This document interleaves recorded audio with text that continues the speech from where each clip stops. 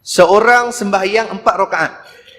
Tiba-tiba ia bangun rakaat yang kelima. Tidaklah batal sembahyangnya. Tajuk. Dia sembahyang 4 rakaat. Kemudian dia pergi bangkit jadi bagi 5. Maka sembahyang dia tak batal. Kita pun jadi pelik. Kenapa tak batal pula? Padahal dia bangkit pergi tambah tu. Tambah rakaat. Mana ada sembahyang 5 rakaat? Dia niat 4 rakaat. Tiba-tiba sembahyang 5 rakaat. Sembahyang dia tak batal pula tu. Penulis kata. Pasal apa tak batal? Dia main aridi lepas pada tu. Yang tak batal itu pasal apa? Ada beberapa sebab. Baik kita tengok. Kata pengarang rahimahullahu ta'ala. Jika mengerjakan seorang sembahyang 4 rakaat. Maka tiba-tiba ia yang sembahyang seorang tu. Bangun ke rakaat yang kelima. Mula niat pada takbir sembahyang 4 rakaat. Tiba-tiba dah sampai 4 rakaat. Dia bangkit yang kelima. Maka tidaklah batal sembahyangnya. Ni dia bagi suspend dulu ni. Tidaklah batal sembahyangnya dan sekalipun banyak perbuatannya yang lebih itu. Dia bukan takat bangkit rakaat kelima. Dia buat macam biasa. Dia rokok, dia i'tidal, dia sujud. Rakaat kelima. Lebih dah. Terlampau rajin. Pasal dia cek baru ni beri masuk. Dia sembahyang 5. Ada. Kena muhung tu. Baik.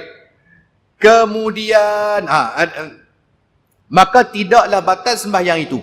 Kemudian jika ia seorang yang sembahyang saat ni 5 rakaat teringat semasa ia sedang qiyam atau rukuk atau sujud bahawa ia telah melakukan rakaat yang lebih itu, maka wajiblah bahawa ia duduk dan kenalah sujud sahwi. Ni aridi dia ni. Ni yang main lepas pada tu yang kata tak batal tu pasal apa? Pasal dia lupa. Sebab penulis kata, jika ia teringat. Makna jika ia teringat, tadi dia tak teringat yang dia naik 5 tu. Bila dia tak teringat, tak apa, tak batal lah sembahyang dia. Yang batal ni bila dia sengaja naik. Tak boleh.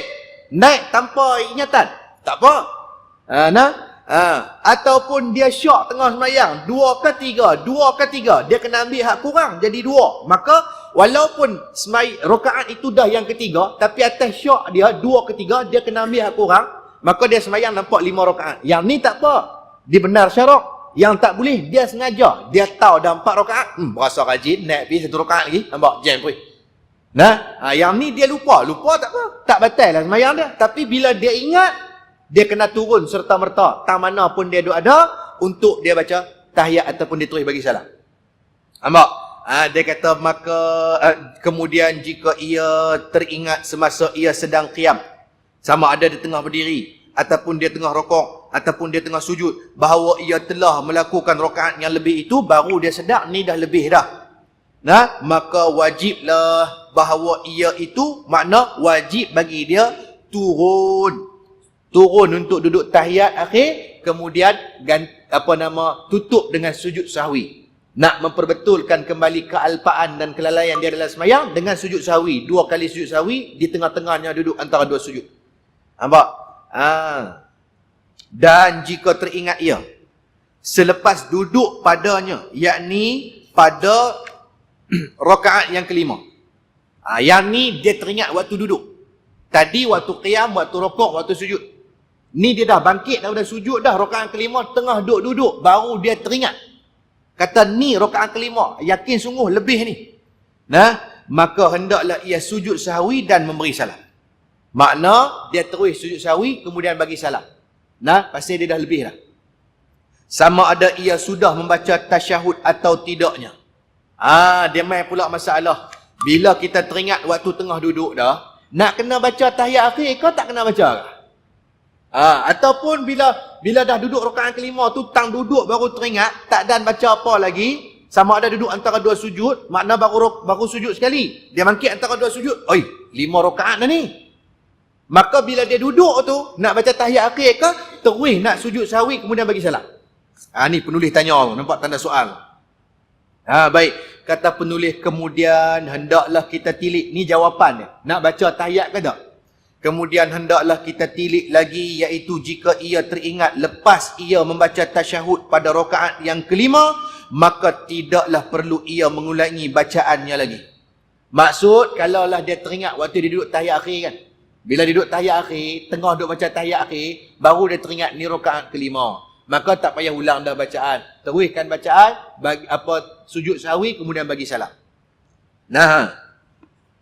Dan jika ia teringat belum membacanya, maka ditilik pula jika ia belum membacanya pada rakaat yang keempat, maka wajib ia membacanya. Nampak?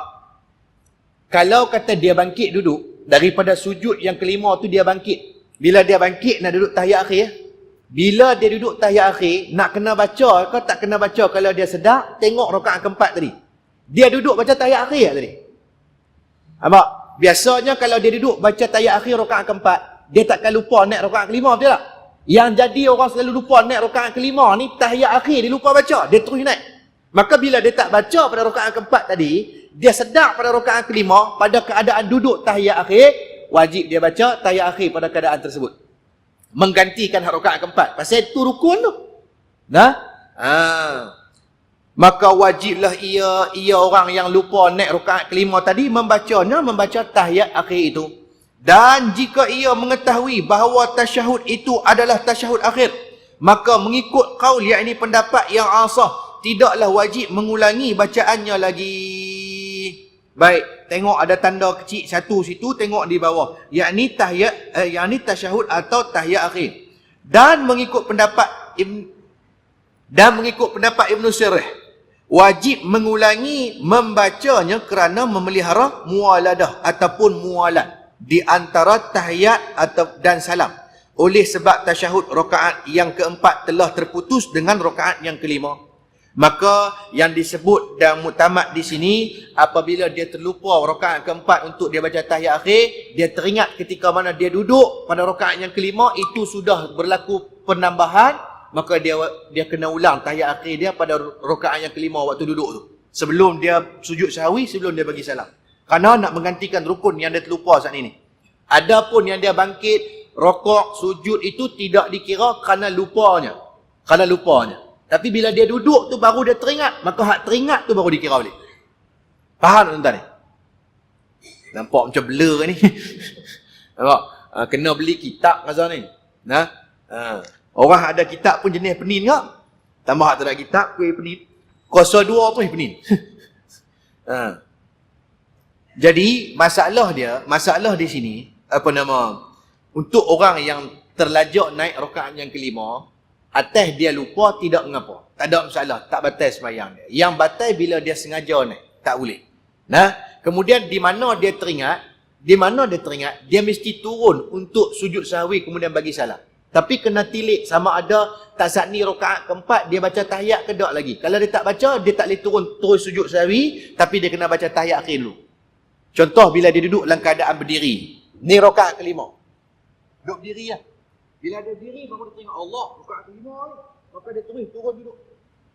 Duduk tahiyat akhir. Kalau tak saat ni dia tak baca tu. Bila dia tak baca tahiyat akhir rakaat keempat tu, dia duduk rakaat kelima ni baca tahiyat akhir. Habis ingatkan Hamidul Majid, Allah. Tiga kali nak, tak ada masalah. Sekali pun boleh, tak baca tak apa, kalau tak erti. Kemudian nanti kalau baca sujud, ni kalau tak mau baca tasbih pun tak apa, tak mau baca doa tak apa. Nampak? Kemudian sujud kedua sujud sahwi. Kemudian bangkit, Assalamualaikum warahmatullahi wabarakatuh. Assalamualaikum warahmatullahi wabarakatuh. Nah.